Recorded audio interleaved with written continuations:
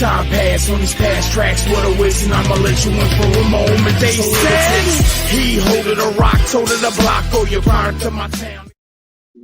Here we are, ladies and gentlemen. It's Wednesday evening, 8 p.m. Spittin' with Spitter. How's everybody doing tonight? Before I introduce my guest, I want to pay some dues real quick.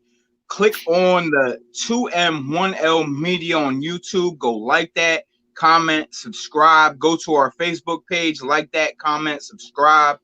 Go to Spittin' with Spitter's podcast page. Go like that. Go give it a listen. We have other podcasts as well. Give you a quick rundown. Saturdays and Sundays at 6 p.m. We got Around the Turnbuckle with the Big Alboski and Professor Keith. Sunday nights at 8 p.m. we got Cypher Knowledge with Chrissy. Tuesday night 6 p.m. we got Home Team with Sports and Entertainment with the 2M1L Media fam. And Wednesdays we got me, Spittin' with Spitter. The dudes is out of the way. Allow me to introduce my guest. He is a clinical program director at the Pennsylvania Recovery Center. Integrated behavioral health counselor with Penn LGH. He's a licensed professional counselor, certified in advanced alcohol and drug counselor. And he's got an MA in professional counseling. My brother, we go way back. It's an honor and a privilege to allow me to introduce y'all, Zach Miers. My God, what's up, brother? TJ, what's up, brother? Yeah, it's an honor to be here, man. I appreciate the opportunity to come on. You're doing big things. So, when you asked me, I was really excited for this opportunity. And, we were chopping it up before the show started. And I think that this is going to be something very special. We talk on these important topics that people want to hear about. Yeah. I think everybody, and I'm real cautious about doing stuff like this on a social media platform. But I think everybody that is either on my page or knows me personally, that I'm in recovery, and this is a journey that I've been on for over 11 years, right? And so I think we're in a tricky time. So I think alcoholism, addiction, and mental health need to be covered.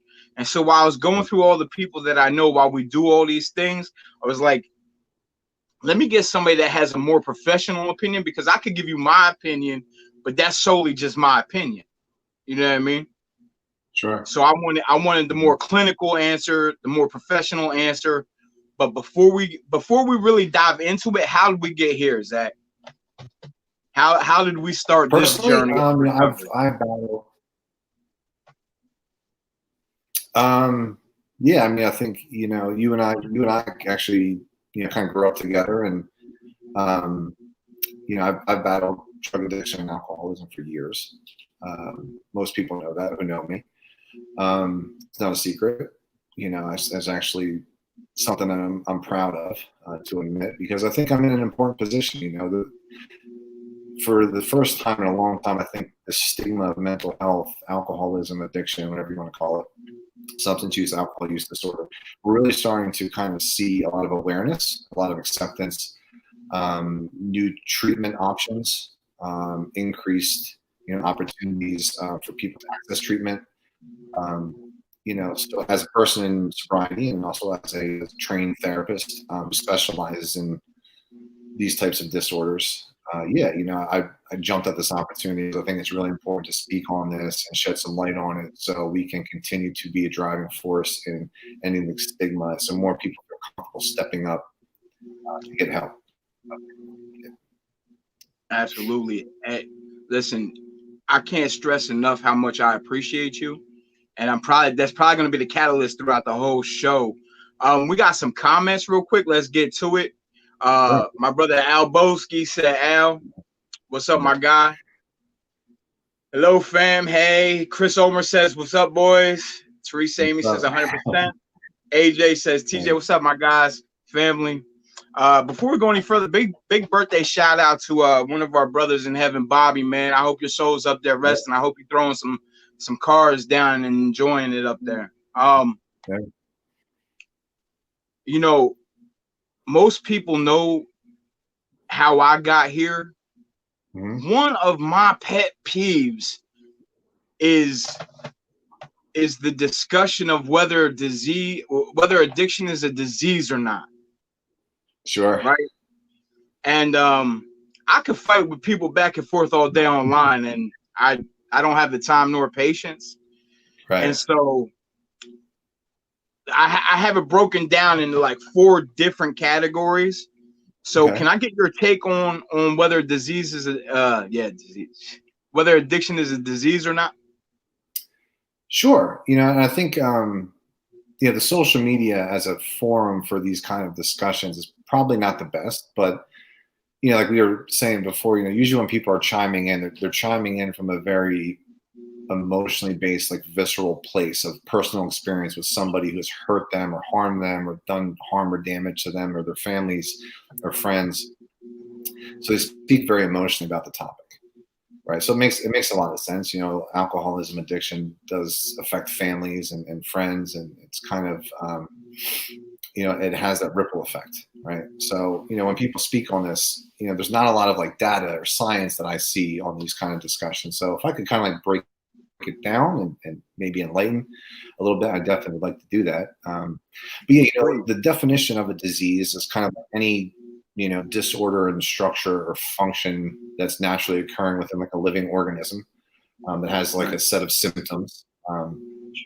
Sure. That's not kind of like from something like acute, like if you break your leg, that there's symptoms to that, but this is more kind of an altering of different systems or functions within the body that would normally be unaffected if the disease was absent.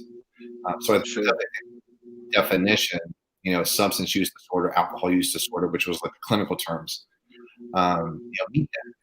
So there's been a lot of research in this. One of the largest is a 2,200 individual family members entered into a collaborative study on the genetics of alcoholism, and they were able to kind of identify like 8 specific gene sequences that passed through families that would create like predisposition up to like 50% to 60% had genetic influences over if a person became addicted to alcohol or drugs. So in comparison, think about it this way. So this is readily available information with cancer. It's been reported and it's been studied, and this is a widely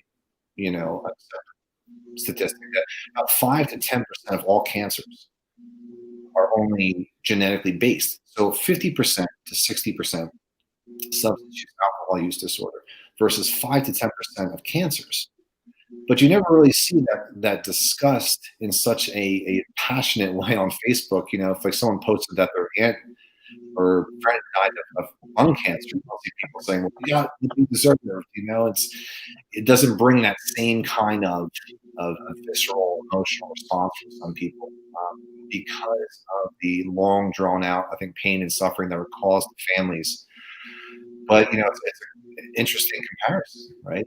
So you see environmental factors from not only genetic sequencing. There's been a lot of studies with epigenetics, which is kind of like this idea that trauma can kind of like be passed down from generation to generation, Sure. literally turning on certain genes while in utero even. So if the mother's experiencing stress in a stressful environment, even prior to birth, there's gene sequences that are kind of being altered.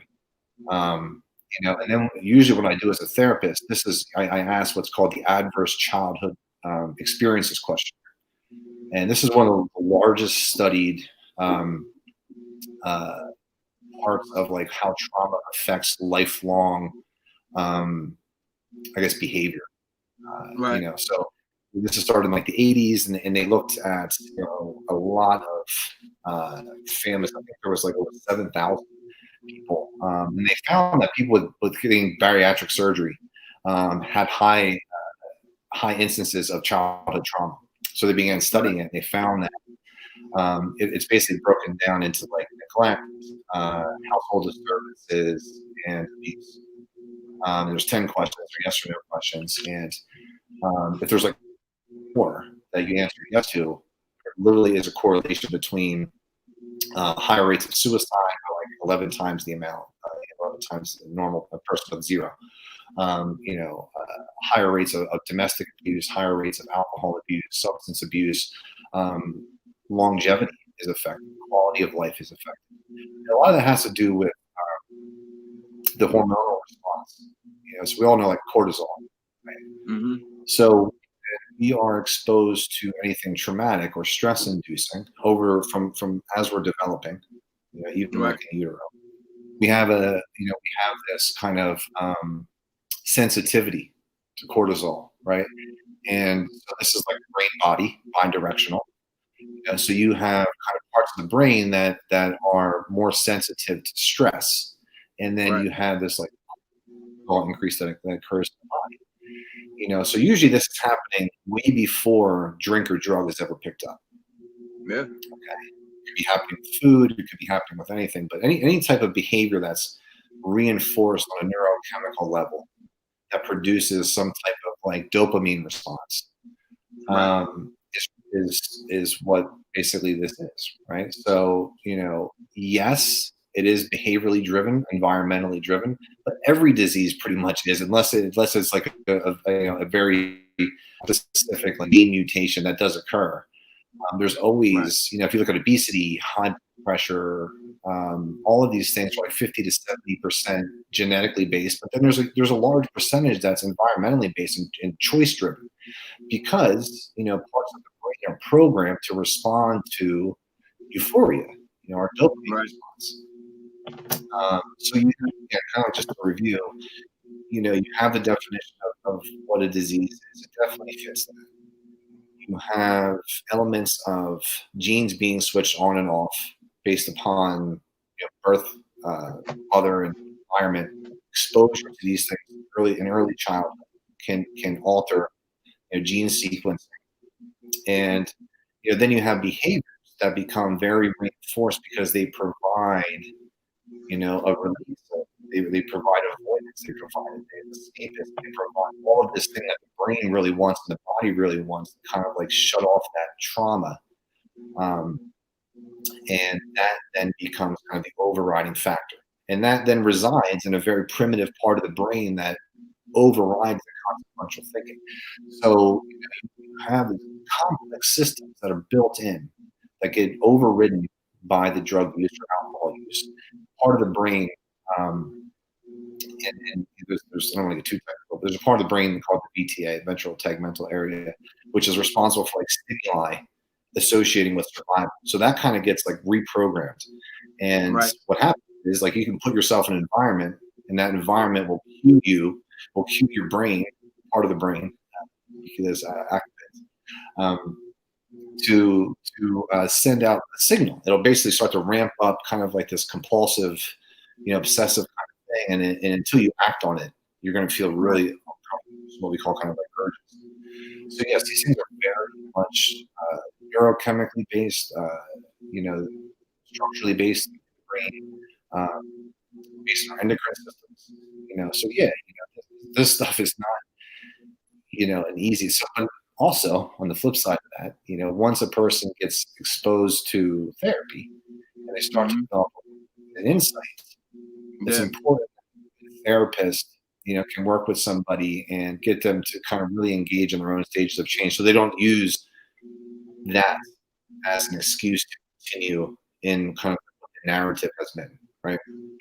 And that's what I think all family members of friends frustrated that, they're abstinent, clean time, whatever you want to call it, and they relapse, and then the pain comes back, grief comes back.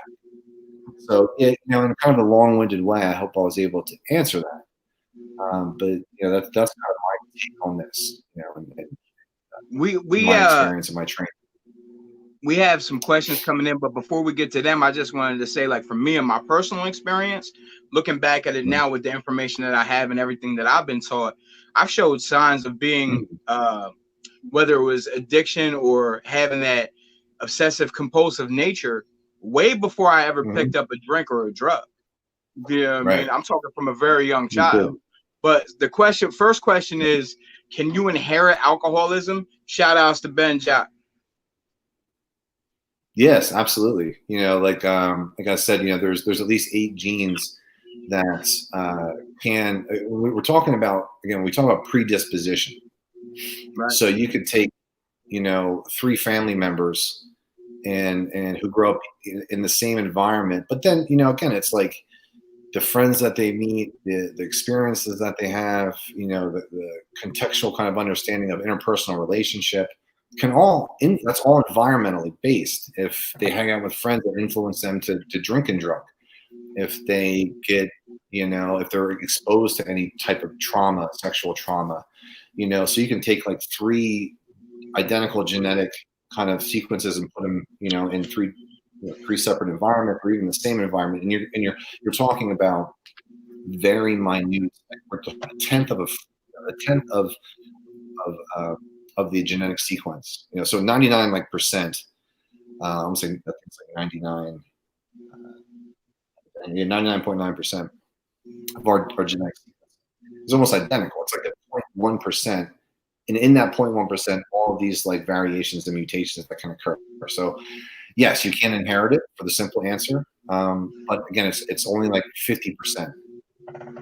Can it skip a generation? Yes. Like I said, just because you have the genes doesn't mean you're going to become an alcoholic. That right. Again, 50 to 60% genetic. It's a predisposition. It's like, think of it. I always like type 2 diabetes or obesity or any of these high blood pressure. You have a predisposition, or heart disease. Your predisposition to it. If you're aware that you have this predisposition based upon your genetics, based upon your parents, your family history, then it's highly important that you can instill choices that will allow you to live a healthy lifestyle, so those genes don't become kind of the driving force in the disease, the downfall of the disease, the potentials for that disease to really impact quality of life and health. Yeah, I tell, people ask me every day, like, how I do it. And a lot of it, after I've learned, is general maintenance of what my triggers are, how to stay away from said things, and moving accordingly. We had another question coming in. 2 out of my 3 siblings are addicts, raised the exact same. I never understood how that happened. I think that's a great question. Again, I'm not, my area of specialties is not genetics. Right. But the genetic sequencing can be so varied, even between siblings. Like my sister and I got that Ancestry.com thing done, and our genetic sequencing in terms of like our ancestry is like really off. And I kind of looked it up, and the math like blew my mind. But even like siblings, that fraction of a tenth of a percent, is again just creating predisposition. It's not an all or nothing kind of thing. Like just because you have these genes, you're going to be an alcoholic. Right. What I'm saying here is that it increases your probability, and it has a 50 to 60% chance of increasing your probability that if you do start to use drugs and alcohol, that it could become what would be, defined as a disorder, alcohol use, substance use disorder. Yeah. But even with siblings, right? My sister and I, we have different sets of friends. We chose different paths, made separate decisions.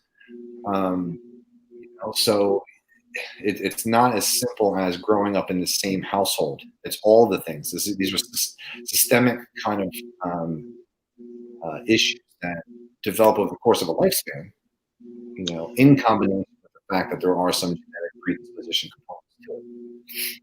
And to reiterate with that, like a prime example is, I grew up in New Jersey.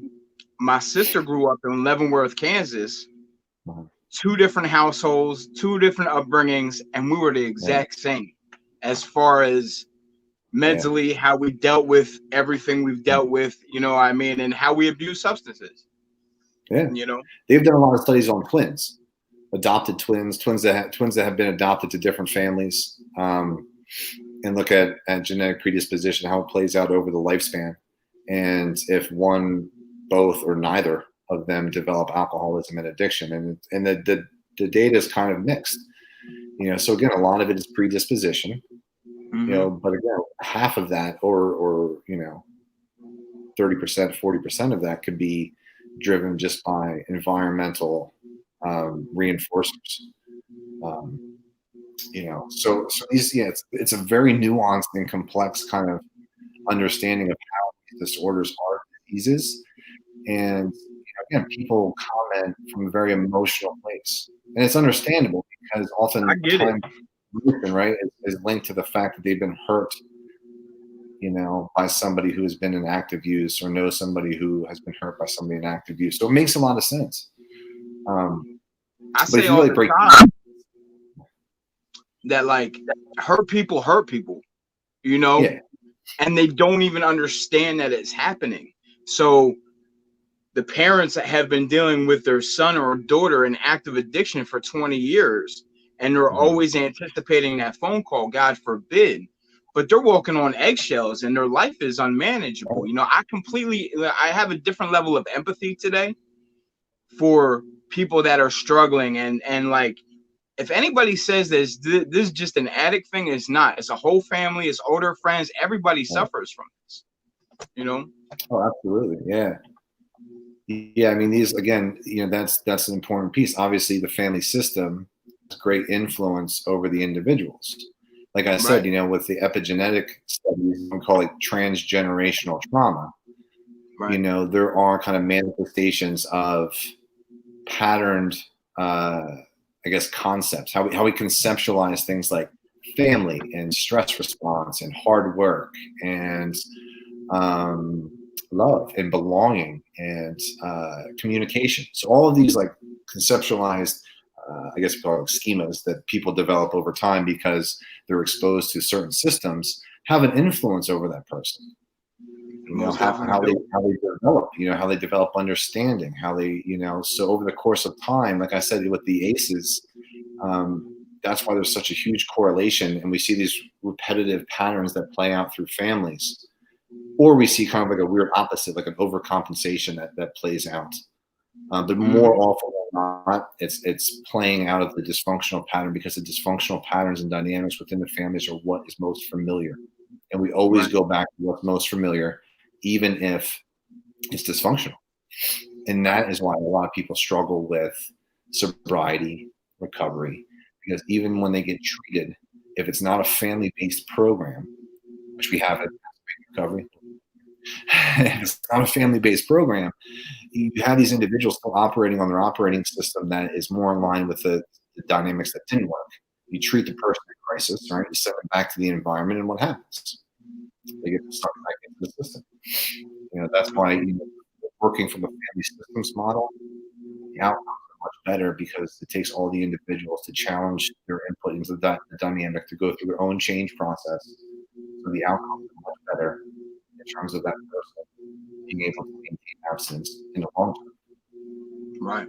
Real fast, I just wanted to shout out Adam Hanasak. He said he's been Right. pushing 9 months and been waiting for these discussions. Thank you guys. Hey Adam, congratulations and thank you for being a miracle, brother. I love you. If nobody told you today, I love you and I'm proud of you, bro. Proud of you, Adam. John, man. Another one is hope you said that, TJ, because addiction hurts the addict, but more importantly, it hurts the ones that love you more. Mm-hmm. And I wish I could, I wish I had the perfect how-to manual to maneuver daily the way I do with my addiction and my recovery, because it's every day it's on the job training. Every day something new comes up. Like, I needed to learn and I needed to teach myself that I can only be responsible for me and what I take in and what I give out and how I handle situations. You know what I mean? Like, Yeah. I'm not responsible for my boss having a bad day and taking it out on me. I'm not responsible for Jackie, having a bad day and me not understanding correctly. You know what I mean? Like, Mm-hmm. as somebody that's an addict, I can't wear everybody else's things. You know what I mean? Because ultimately I'm playing Russian roulette with myself. Yeah, absolutely. I think that speaks to how powerful, that, again, the neurological response to a reinforced behavior, like, using a substance or alcohol. And again, that the part of the brain, that VTA, Mm-hmm. it is so it is so powerful, and it's again, it's deeply rooted in kind of the midbrain. It's one of the older part of the brains, and it's been programmed for survival. So like if we saw birds circling, we would know that we'd have to go there and potentially get ready for a hunt. But it gets reprogrammed in a weird way because it releases so much dopamine that part of the brain is sending out signals like, you need this drink or drug or you're going to die. And that's, if I could how our brain would speak, it probably would be saying those things. But that's what happened. People don't realize that. I've been on the phone doing interventions with people who have been like driving to the dealer or driving to a liquor store. Like, I don't know why I'm doing this. I know I shouldn't do this. I can't do this, but there's something in me where I can't stop myself. And that is literally that part of the brain overriding the prefrontal cortex, was that kind of like executive functioning. And that's why people who don't are programmed like that can't make sense of it. And you're like, how could they do this? How could they harm children, their families, when, yeah, there's elements of choice there, but you don't understand like how powerful override that part of the brain is. You can't outthink it. That's the unfortunate reality. So until there's like a break when the person can get treatment and that part of the brain can reach equilibrium, stabilize a little bit. That's the thing, and that's why there's a tendency, if they don't get enough people, that they can return to use. Not to get too personal, but like I could tell you from my personal experience, for me, from my last year, every day that I got high, I would question myself, why am I doing this to myself? What am I doing this for? Mm-hmm. You know what I mean? Like, because I know, like, at that point in my life and in my addiction, it was almost like just maintenance. I didn't want to be sick. That's what it came down to. Right. And yeah, I have let's get to a more personal question. Because I have parents hit me up all the time about their children that are sick and suffering addicts, right? So what do you say to the mom or dad that their son or daughter can't stay clean? They'll get clean, they'll get a handful of time, and they'll go back out, and it's the reoccurring relapse cycle. Well, I'm trained in motivational interviewing, and I'm trained in it's kind of wordy, but it's called ecosystemic structural family therapy. So it's like ESFT for short. So we kind of like, I'll do an interview, and I'll start to notice, the dynamics and the roles that have been established, what we call like the core negative interactional patterns. These are like subconscious agreed upon, operating systems within families. And, through just paying attention to that, I start to kind of realize like, well, okay, so the daughter is the identified patient in crisis. Mom is the rescuer. She wants to swoop in and enable her. Dad is the disciplinarian. And you have, the brother over here who's high functioning. He's the hero, and he's off in an honors program. And, all the attention goes to the daughter because she's the one in crisis. So obviously something in that dynamic is not working. So just, trying to kind of elicit a conversation with the parents about, what have you tried? Is it fair to say that what you're trying to do or to help your daughter with hasn't really worked? And are you open-minded to maybe trying something different? And the root of all of this is the fact that you love and care for your daughter, and trying to get them to understand that whatever their approach is with their child or their loved one, it's rooted in this pre-grief. Like when people start to understand that their interactions with that person in crisis, aren't helping, it's a very powerless place to exist for a loved one, to see somebody dying by their own hands and not be able to stop them. And it can throw people it can throw the dynamic and the family into crisis. So I try to work from that framework. And a lot of it's communication based, building communication patterns, building insight, building empathy, validation, proper ways to communicate through like reflective listening, partnering, so yeah, it's complicated work because each part of the family, each individual has a contributed piece to the dynamic that's not working. So yeah, that's kind of like, how I approach as a therapist. It's, I'm finding myself, as we're having this conversation, overly listening and being so intentful, even though that me and you have conversations all the time. that Right. your clinical perspective versus mine is the same yet vastly different. And so I'm just trying to keep focused here. But we have another Dennis, my bro. I seen your message today, bro. Message me again. 11-1 will be 6 years for me. Congratulations, bro. Thank you guys for your service work tonight. Getting the word out can help others that struggle. Keep up the good work, brothers. And that's the thing is like, I don't ever have these talks for me. You know what I mean? I have my own set of toolbox, my own wheelhouse to dive into. You know, I want people aren't necessarily going to jump off the ledge and ask people for help, right? But like that's why I posted the addiction hotline number right there, because like it's all anonymous, it's less personal, you know. And I just want people that if you're sick, if you're out there and you're sick and you're suffering, to get the help that you need, you know. Yeah, and that's the biggest part of it is, you know, oftentimes people suffer for so long, you know, speaking from personal experience, because, you know, that behavior is so ingrained with everything you do, right? So it's always kind of like the servant, it's always the best friend, it's always the comforter, it's anything you need it to be at any given time. You know, it's the escape, it's the avoidance, or it's the highlighting of a good feeling or emotion or experience. So a lot of people, like, you know, to give that up, it's like giving up a part of you. It's giving up a very important part of you, almost like a best friend. And that's, you know, unless you experience that personally, people don't understand it.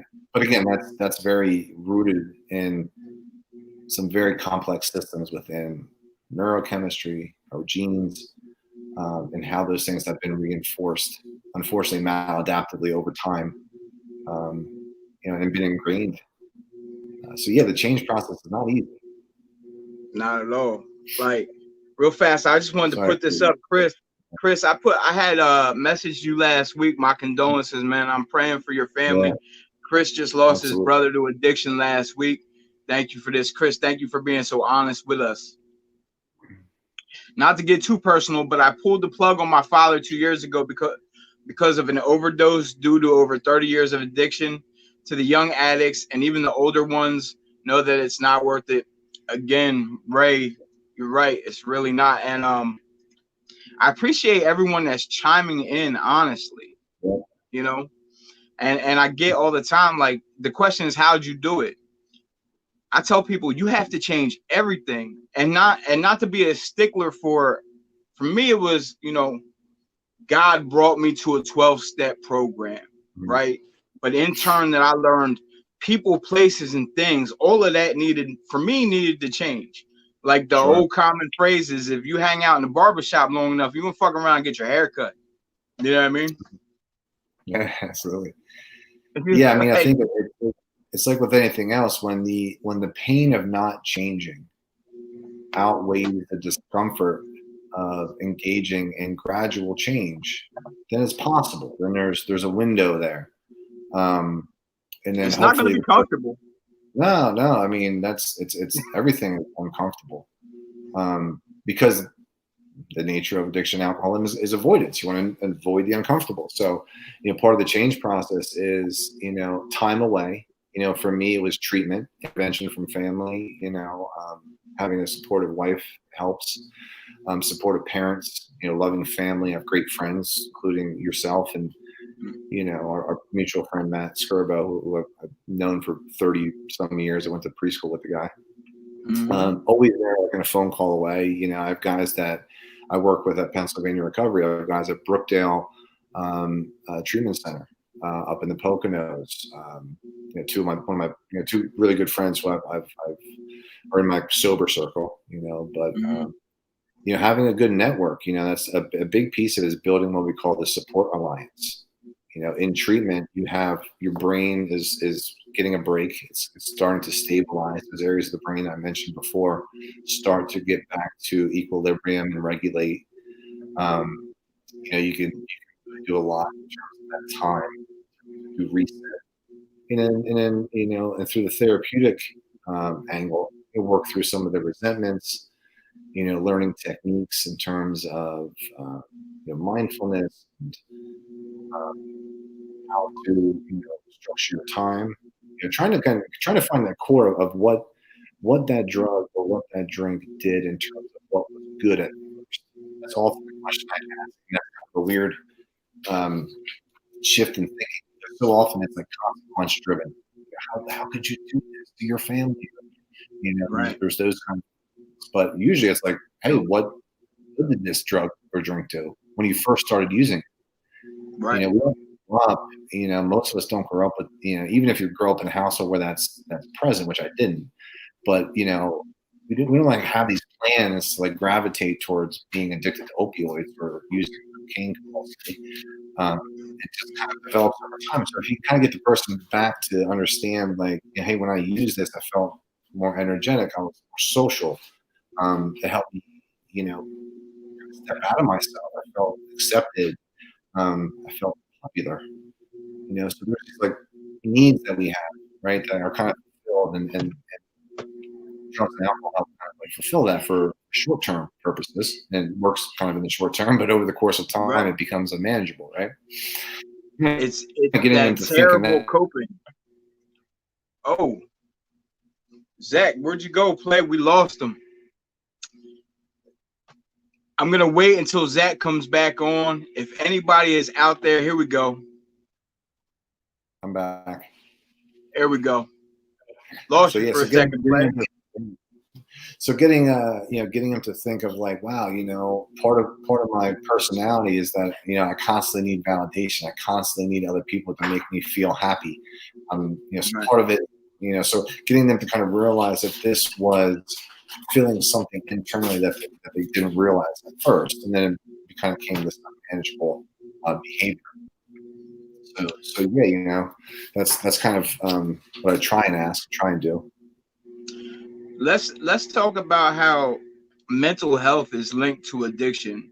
Sure. Because or alcoholism or any type of substance abuse. I need to stop saying like that's for me. People out there watching, the addiction word is for me. Like, but I've seen in several cases people that suffer from depression, anxiety, bipolar, right, turn to self-medicating. Yeah, the data on that is interesting. I've seen different ranges, so I don't really feel comfortable quoting those ranges, but I've seen anywhere from like 25% up to like 60%, what we call comorbidity. So that's like a substance use disorder, an alcohol use disorder in co-occurring, at the same time concurrently with a mental health diagnosis or diagnoses. And yeah, so the research I've read is that the main diagnosis that has, I think, the highest occurrence is bipolar disorder. There's also like personality disorders that are very high, like borderline personality disorder. Right. Then you kind of go down the list, depression, major depressive disorder, anxiety, and again, a lot of these are the new Diagnostic and Statistical Manual for Mental Health, the 5th edition. A lot of the diagnoses are spectrum disorders. So you look at like criteria that put you on a spectrum. So even like with alcohol use and substance use, you're like mild, moderate, severe. Major depressive disorder would be mild, moderate, severe, or recurrent mild, moderate, severe, based upon certain criteria and markers and quantifiable stuff like that. So but from a treatment perspective, it's really important because usually what happens is when we're trained that you have to treat the substance use and alcohol use disorder first, because in the diagnostic sense, it's going to throw off the symptoms. You have to get the person abstinent and several days, a week, 10 days, so they start to kind of like stabilize, and then you can get a better understanding of the presentation of the mental health symptoms. So when that happens, you step in with your evidence-based approaches to therapy, clinical tools and techniques that I use pretty much every day. And part of that is, again, developing awareness and insight, getting the person to buy into what their values are, what direction they want to go with their life, understanding what thoughts and emotions get in the way, understanding that those thoughts and emotions manifest as behaviors that misalign them with the values that they identify.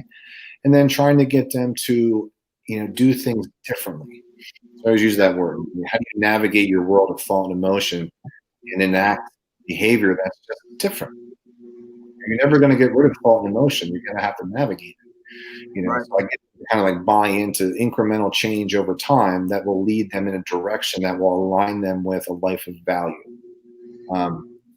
So that's kind of the mental health piece. And that's what I'm trained in, acceptance and commitment therapy, which I think is awesome. It's very much reality based. It's very much mindfulness mixed with solution focused stuff. I really think it's cool, and it blends really well with like 12-step supports. Absolutely. That's a really cool approach to it, and I love it. It's very fulfilling to work with somebody and to see them become empowered in their own change process. And you see it. You kind of like when I see people, even on like Zoom now, it's like they have like this weight that's kind of been like taken off of them. Their affect comes alive, and there's like light in their eyes, and to be a part of different glow to them. Man, it's so special and so unique, and I feel so honored that people who are in a position of crisis, I'm able to be there. And they put their trust in me, and that's kind of surreal. But it's been a blessing. I think God has put me in this position to be a vessel, and I take that very seriously. That's why you and we conversate pretty much daily or every other day, and try to inspire each other, or send stuff to each other, because we know that at any given moment, if we're not vigilant in our approach to our own sobriety, it can be tricky. We can get stuck in that that stinking thinking. We can get ego driven. Our interpersonal relationships could suffer. So it's always good to have that kind of like that support network. I got two comments here I want to get to. My brother Alan, thank you so much for coming on tonight and for all your insights, Zach. Much appreciated by not only TJ's family, but all those watching that are affected by this. JT Funk, my guy, we all have to acknowledge that change is very hard to adapt to. In that regard, what are the percentages of people who relapse, and does it usually happen before they even get started, or when they are almost complete with treatment? It's a great question. In my experience, I can speak kind of, again, I don't have statistics off the top of my head on this, but again, we don't really use relapse in a clinical sense. I think in our circles, that's kind of, we always say like return to use. Relapsing is not, it's a strange thing. Like when you're exposed to the 12-step world, when you're a person in sobriety, you have like this whole like lexicon and language that and when you're a clinician, who works with doctors and things like that, and the lexicon and the language is very different. So we always like return to use. But because again, there's spectrum disorders, so they don't really look at like a relapse as you like resetting the clock on clean time, like we would look at in the 12-step world. It's pretty much kind of like, well, that just makes them, so based upon like diagnostical criteria. But so that's the tricky thing. In my experience, and some of the data that I have seen, it does take multiple treatments for most people to maintain abstinence. And usually it's like the 5-year mark is when, we look at like quote unquote in remission, long-term remission, kind of like cancer. Because again, it's not curable, just like cancer is not curable. It goes into remission. So, and to kind of like touch on the other part of that question, yes, in my personal experience, one of the telltale signs I've noticed when a person is ready to discharge, I've worked in inpatient treatment programs, partial hospitalization programs. I've worked at pretty much every level of treatment. When a person's ready to leave and they have a healthy fear of themselves and they're asking for more time, and they have like a healthy, like this scared sense about like, I don't trust myself. I don't want to die. I don't want to hurt my family again. I'm terrified when I step out this door, because treatment's it's like a bubble. I don't know if anybody's ever been in treatment, and then you step out into the world and the world hasn't changed. Right. You've had your best friend taken away. You've had your crutch taken away now. Now you got to deal with everything with a genuine sense of self in the moment. You can't escape anymore. So people get that like terrified, like there's like trepidation of like, man, I'm stepping out into the world and I got to deal with things for the first time, probably in a long time. So that sense always kind of gave me comfort because I'm like, wow, this person's taking it really seriously. But it's not predictability is a tough thing. But then there's people who, you can kind of see they've been therapized, they've been in that treatment. It's sad, that's the pattern that they've accepted. That's their narrative for staying stuck. We have a term for that. It's called cognitive dissonance. When there's an inconvenient truth about your reality, you can do one of two things. You can choose to engage and change, or you can rationalize staying the same through kind of like this narrative that you tell yourself. And that's why some people are frustrated. Hey, well, I'm an addict. This is what I do. I relapse. Right. I've been traumatized. The world's against me. I'm never going to love anybody. My ex broke my heart. I'm the whole like victim stance. That narrative keeps people very stuck in a psychological sense. So between the two, that's the sense like God as a therapist in my experience that there are signs, personality change that does occur that can increase probability of the person either maintaining abstinence or returning to use. But that's hard to track.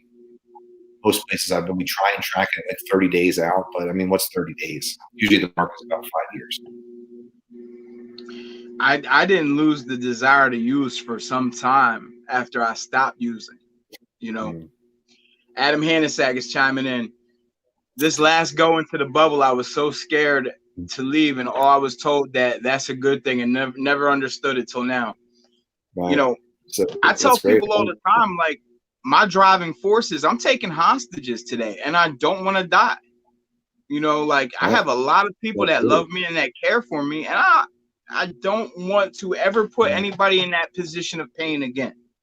Gave me chills, man. Yeah, because I've counseled family members. It stinks because I get almost like desensitized at times because I've lost so many people. For 3 years, I was in a PHP program where it was a 6-week program. So you get to know people over the course of 6 weeks, and you get to know their family because it was a family-based program. And then these people leave, and like in a short time later, it's like we get this call, or we get it's like, man, this person is no longer there. And then then there's the person that if they have children, we talk about like the ACEs and trauma that resonates in generations. And the children, and I've worked with adults who are ACLA, which is adult children of alcoholics or adult children of addicts, who ask that question: why did my father or my mother choose drugs over me?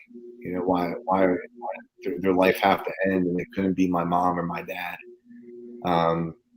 As a parent, that's something that shakes me to my core.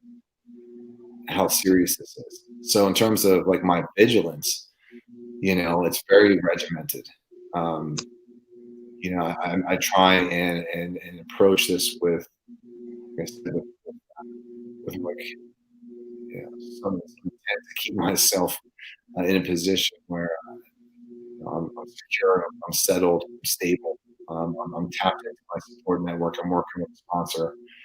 I'm open and honest. I'm living my spiritual principles. I'm taking care of myself mentally, physically, spiritually. Vigilance, and that's kind of how I go about it. I'm the same exact way for that fact that I know I could be one check away from writing a bad check, and for the analogy of fucking up the whole bank account. Like I know what I'm fighting isn't a punk necessarily, and I know it knows my weaknesses. You know what I mean? But real fast, I want to get the JT. Shout out to my guy JT Funk, man.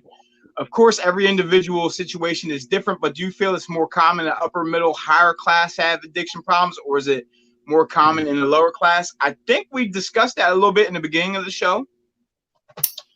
I think like any disease, any disease, it's not selective.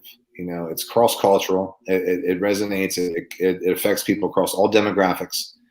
I've worked with people, who are doesn't really matter. I mean, it's not just because you are like, I was an educator. All the degrees in the world, all the credentials in the world, none of that can keep me sober. It doesn't matter. My brain chemistry is stronger than anything that I can attain. For most people, anything on this plane, family members, children, houses, careers, once that part of the brain becomes active, and it's active through, it's kind of like preemptive kind of like change in thought or stress or trauma that occurs, or kind of a relaxed attitude about it, and then the drug or drink enters the system and that thing kicks off and the brain picks up right where it left off. We have euphoric recall in those areas. All bets are off.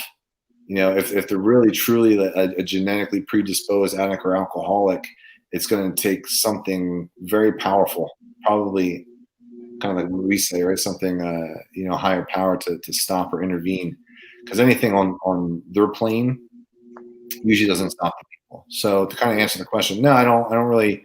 Maybe the types of things that are being abused have some type of socioeconomic kind of like connection, but I see people from all walks of life.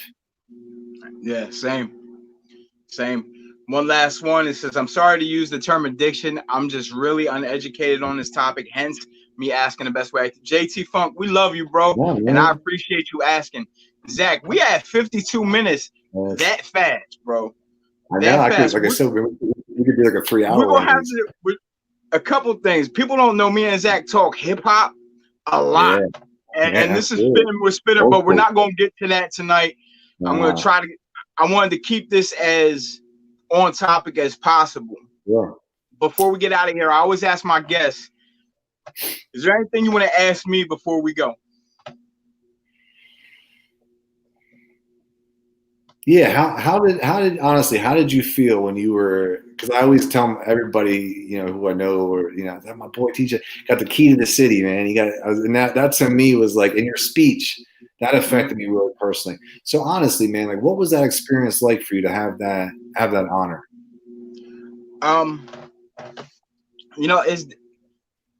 It's different. So like, I like to not have an ego about anything. You know what I mean? Yeah. Because that my head will swell up and I'll start walking around with that invincible mentality, and that addiction thought process will come into play. It was an honor. It was truly humbling and a blessing to even be noticed for what I do in the recovery community, and ultimately, I'm just happy to be here. That was God's good work, because I didn't sign up for like a key to the city or any of the recognition or any of the accolades, right? I was always taught that, like, we had this conversation earlier, to give back what was so freely given to us, right?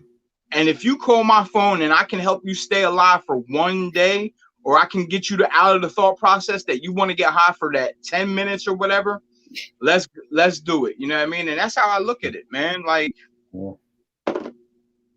I called you Tom, but yeah.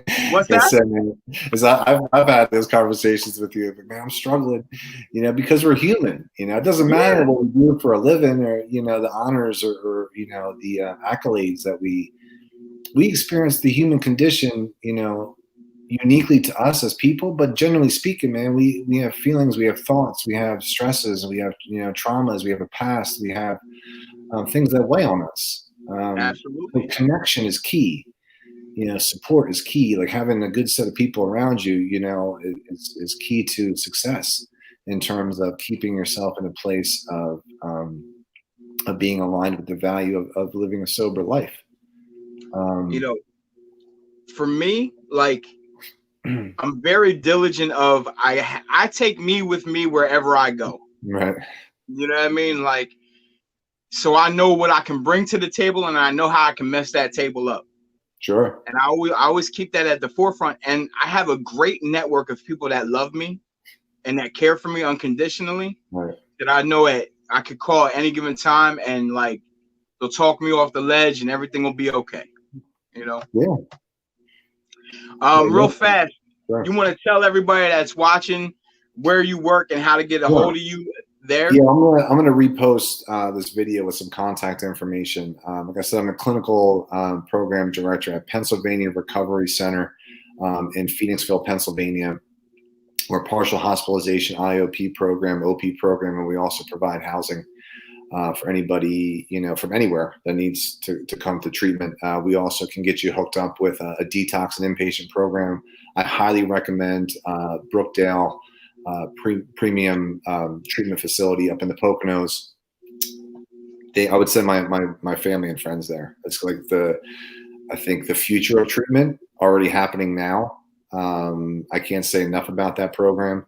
So I would definitely recommend that. And that's up in the Poconos. So if like Lehigh Valley area, which I know a lot of people watching this right now, if you yourself or you have a loved one, friend, family member that needs treatment, I'm going to have some numbers that you can call, or you can direct message me or TJ directly, and we can get you hooked up. But yeah, Brookdale Recovery for any detox needs up in the Poconos. I think it's called Brookdale Premier Addiction Treatment Facility or something like that. And Pennsylvania Recovery Center in Phoenixville, Pennsylvania, and I'll have those numbers. Or again, just direct message me anytime. I can be of assistance or help, even if it's like needing therapists or a good, referral or resource up in your area. I have a large network of people I work with, a lot of my colleagues. I can point you in the right direction. Help is there. Help is available all the time. Invest in yourself. You're worth it. Chris Vance said, prayers to the sick and suffering addict. And Teresa, that's my sister-in-law, said that's an amazing show. Real fast, to anybody that's out there that is sick and suffering, man, you're not alone. There are people that love you. If you need help, reach out. I'm really easily accessible. Zach is easily accessible. If you don't feel comfortable with us, I just put the number right there. If you don't, if you wanted to be real anonymous, I'm fine with that too. Just know that we love you and we care for you. And I don't want to see anybody else that I love die from an overdose. Absolutely. Zach, you have anything else before we get out of here, my guy? Thank you, my brother. Again, I love this opportunity. I appreciate you, everything you do. We're family. We say that all the time. So, anytime you need anything, you can call on me, and I know I can do the same. I'd like to thank God, Jesus Christ, my Lord and Savior, and of course, my wife and my family for all their support. I wouldn't be able to do any of this without any of them. And, you for your constant source of motivation in my life. You've been very influential in my own journey as a man, as a father, and as a person in recovery, sobriety. Love you, my man. I love you back, brother. I'm just happy to be here. I was afforded an opportunity, a second chance at life, right? And I'm going to quote Bobby when I say life is not a dress rehearsal. Yeah, I love that. And I take that very seriously, and we're going to get out of here. Thank you for tuning in to Spittin with Spitter, and have a good night, y'all. We'll see you next week. I'm looking at the man in the mirror, I need a break. Stress weighs on my soul until it starts to ache. Time pass on these past tracks, what a waste, and I'ma let you in for a moment. They said he holded a rock, told it a block.